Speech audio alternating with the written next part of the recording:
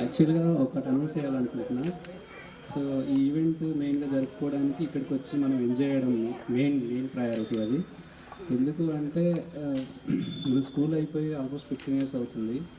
So మీకు almost మీ 15 ఇయర్స్లో అందరికి పెళ్ళి అయిపోయింది, కొందరు జాబ్ చేస్తున్నారు, కొందరు జాబ్ హంటింగ్ చేస్తున్నారు స్టిల్ ఇంకా. సో అట్లాంటి బాధలన్నీ మర్చిపోయి ఇక్కడ ఫ్రీ టు హ్యాపీగా ఉండాలని నా యొక్క రిక్వెస్ట్.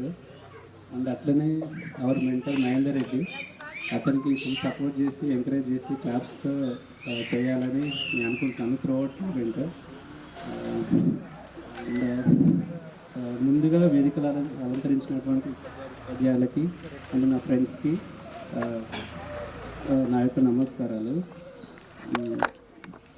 అండ్ ఈరోజు మనం 15 ఇయర్స్ సెలబ్రేట్ చేసుకోవడం చాలా ఆనందంగా ఉంది. ఈ ఈవెంట్ని ఇంత సక్సెస్ఫుల్గా రన్ చేస్తున్నందుకు నా ఫ్రెండ్స్ అందరూ బ్యాక్గ్రౌండ్ చాలామంది సపోర్ట్ చేశారు. బట్ ఆన్ స్క్రీన్ అయితే నాకు మెయిన్గా సపోర్ట్ చేసింది సంతు, మధు అండ్ తిరుపతి, ప్రశాంత్ అండ్ గర్ల్స్లో మెయిన్గా రజిత. వీళ్ళు చాలా బాగా కోఆర్డినేట్ చేశారు. సో వీళ్ళని ఎందుకు స్పెషల్గా మెన్షన్ చేస్తున్నా అంటే బేసిక్గా నేను వీళ్ళని స్ట్రెస్ చేసేవాళ్ళని, అసలు ఎక్కడి వరకు వచ్చింది అప్డేట్ ఏంటి అనేది. వాళ్ళు కొంచెం ఫీల్ అయినా కానీ చాలా బాగా ఆర్గనైజ్ చేసి ఇక్కడ దాకా తీసుకొచ్చారు. ఇంతమంది గ్యాదర్ అవ్వడము, ఈ డెకరేషన్ ఇదంతా అంత ఈజీ కాదనుకుంటున్నా.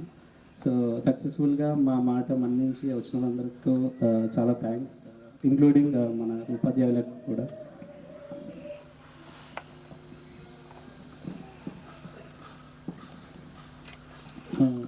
నా పర్సనల్గా చెప్పాలంటే my name is Ranjith. I'm a software engineer in Legato health technology. It's located in Hyderabad.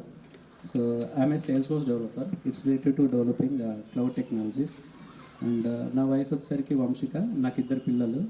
So పెద్ద పాప 2 years, చిన్న బాబు 2 months old.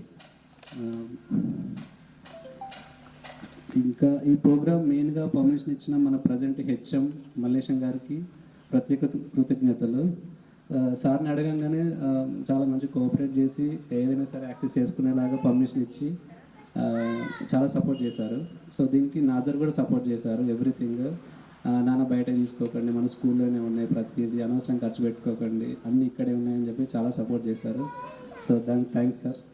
అండ్ నేను యాక్చువల్లీ ఇండివిజువల్గా చెప్పాలనుకుంటున్నాను సార్ గురించి. నాకున్న మెమరీస్ ఎక్స్ప్లెయిన్ చేయాలనుకుంటున్నాను. కమింగ్ టు తెలుగు సార్ వచ్చేసరికి చుచరత రాయమంటుండే, చాలా చుచరతలు. సో ఫస్ట్ బెంచ్లో హారిక ఉంటుండే. హారిక చుచరత కలెక్షన్ చేస్తుండే.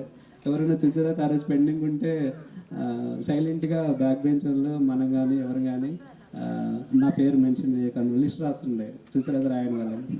నా పేరు ఇంక్లూడ్ చేయ, నా పేరు కొట్టే సార్కి చెప్పకని. ఎవరైతే రాయని వాళ్ళు ఉంటే సార్ కట్టే తీసుకొచ్చి కొడుతుండే. అది బాగుంటుంది సార్. అండ్ సార్ యాక్చువల్లీ మనకు 10th ఆల్మోస్ట్ 16 or 18 పద్యాలు ఉండేవి. వాటన్నిటినీ లైన్గా నోటీస్ చేయమని అనుకుండే. ఎప్పుడైనా సార్ లీజర్ ఉన్నా కానీ సంథింగ్ ఉన్నా కానీ మనం స్పోర్ట్స్కి వెళ్దామంటే చాలా నడరు స్పోర్ట్స్ ఎందుకు పద్యాలు చెప్పుకుందాం పని అని చెప్పి అనేవాళ్ళు. సో మెయిన్గా సత్య సార్ కూడా అంటుండే అట్లా. And Hindi madam actually Kavitha madam గారు వచ్చేసరికి నేమ్స్తో కాకుండా ఇంటి పేరుతో పిలిచేవాళ్ళు మెయిన్గా అది. ఇంకా మేడం అంటే యాక్చువల్లీ మాకైతే ఒక ఫ్యామిలీ మెంబర్ లాగా అనిపించేవాళ్ళు, మా ఇంట్లో ఒక మదర్ లాగా. యాక్చువల్లీ మేము అందరం అలానే ఫీల్ అయ్యేవాళ్ళం. థ్యాంక్స్ మేడం, అంత కోఆపరేషన్ ఇచ్చి మంచిగా మమ్మల్ని మోటివేట్ చేసినందుకు.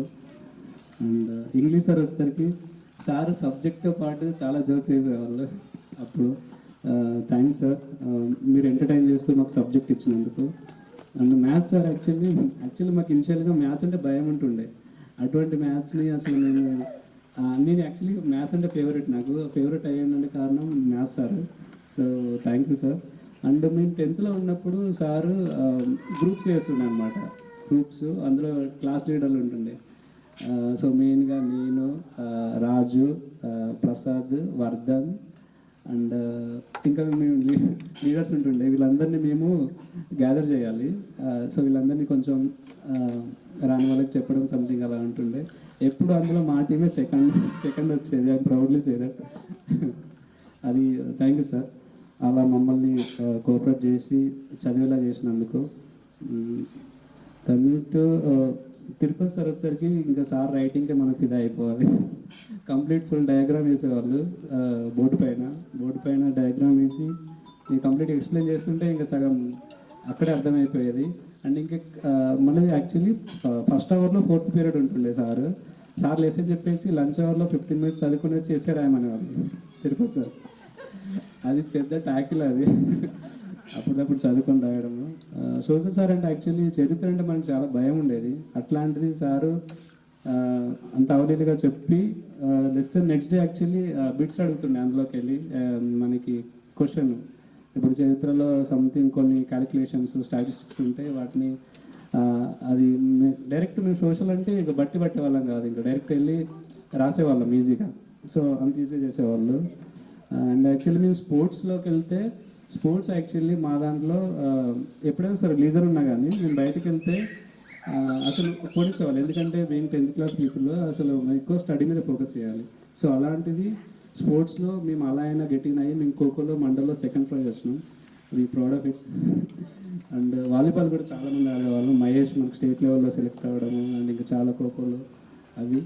అండ్ ఇంకా స్టడీ అవర్స్లో ఉన్నప్పుడు ఇక్కడ చెట్టు ఉండే సార్, పెద్ద చెట్టు. ఇక్కడ పలుకులు వస్తుండే, ఇక్కడ ఉండే కదా. సో అది ఆ పలుకులు తినుకుంటూ రావుతో ఆడుకుంటూ స్టడీ అవర్స్ చేసేవాళ్ళం 10th అయితే. అది మెమొరబుల్. అది ఒకటి. అండ్ అంతే సార్, యాక్చువల్లీ చాలా చేసినాము, ఇక చెప్పుకున్నంత టైం సరిపోదు. అండ్ ఈ చెరువులో స్విమ్మింగ్ నేర్చుకున్నాము. ఇంకా స్కూల్లో అసలు ఎటు తిరిగినా కూడా ఎక్కడో ప్లేస్లో ఏదో ఒక అనుభవం ఉంటుంది. అదైతే ఇంకా అంతే. మేము స్కూల్కి ఏదైనా థ్యాంక్స్ గివింగ్ చెప్పాలి అంటే అది డబ్బుతో అయ్యేది కాదు, అది ఇక చెప్పలేము. That's it sir actually. Thank you, ఈ అవకాశం ఇచ్చిన నా తోటి విద్యార్థులకి థ్యాంక్ యూ సార్.